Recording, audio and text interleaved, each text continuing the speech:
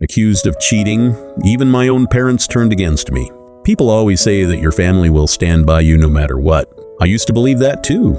Until the day everyone, including my own parents, decided I was guilty before I even had the chance to explain myself. My name is Ryan, and this is the worst thing that has ever happened to me. Growing up, I wasn't the popular kid. I wasn't the funniest or the most athletic either. I was just normal. I spent most of my time studying, helping my younger sister with homework, and trying to make my parents proud. My dad worked long hours, and my mom always reminded me that education was my ticket to a better life. They sacrificed so much for me, and I knew it. That's why I studied harder than anyone else.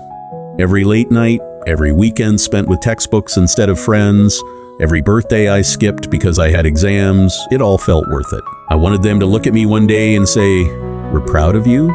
Everything was leading up to one exam. The final exam. It would determine my scholarship and my chances of getting into the university I dreamed about since I was a kid.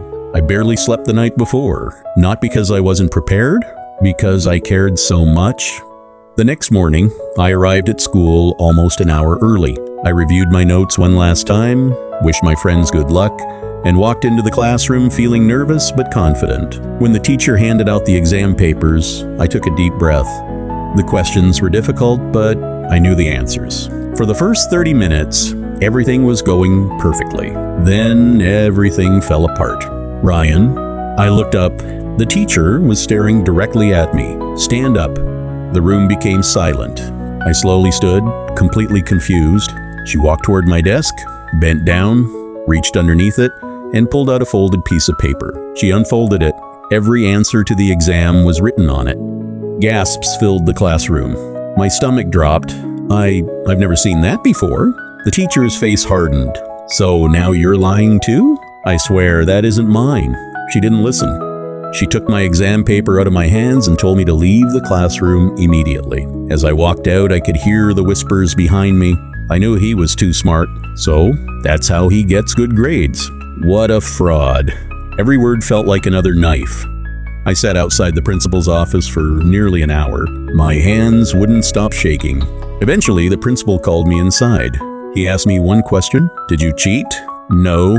He looked disappointed. "We'll let your parents decide what happens next." Those words terrified me, because I knew my parents trusted honesty more than anything. When they arrived, I expected them to ask what happened. Instead, they looked at the cheat sheet before they looked at me. My father crossed his arms. "Is this yours?" "No." "So whose is it?" "I don't know." His voice became louder. "It was under your desk." "I know, but I didn't put it there." My mother sighed. "Ryan, if you made a mistake, just admit it. I'm not lying." For the next 20 minutes, I repeated the same sentence over and over. I didn't cheat, but every time I said it, they believed me a little less. On the drive home, nobody spoke. The silence was louder than any argument. When we got home, my father took my phone. No electronics. My mother canceled the family dinner we'd planned to celebrate the end of exams. Then my dad looked me in the eyes and said something I'll never forget. "You've brought shame to this family." That sentence broke something inside me. Not because I believed it, but because he did. The next few days were even worse. Rumors spread through school faster than I thought possible. People I had known for years avoided me. Teachers looked at me differently. Even the students who used to ask me for help started making jokes about me. One afternoon, my girlfriend asked to meet me. I thought she wanted to support me. Instead, she looked at me with disappointment. "I defended you at first," she said, "but everyone says you cheated." "I didn't." She shook her head. "I don't know what to believe anymore." She stood up and walked away. That was the last time we spoke. I felt like my entire life had disappeared in less than a week. At home, my parents barely spoke to me unless it was to remind me how disappointed they were. Dinner became silent. The house no longer felt like home. Every night, I replayed that moment in my head. Who put that cheat sheet there? Why me? I couldn't find an answer. Weeks passed. Then, one afternoon, something unexpected happened. The vice principal called me into his office. When I walked in, I saw one of my classmates sitting there. He looked terrified. The principal looked at me. "We've discovered new evidence." Another student had remembered seeing someone stop beside my desk just before the exam began.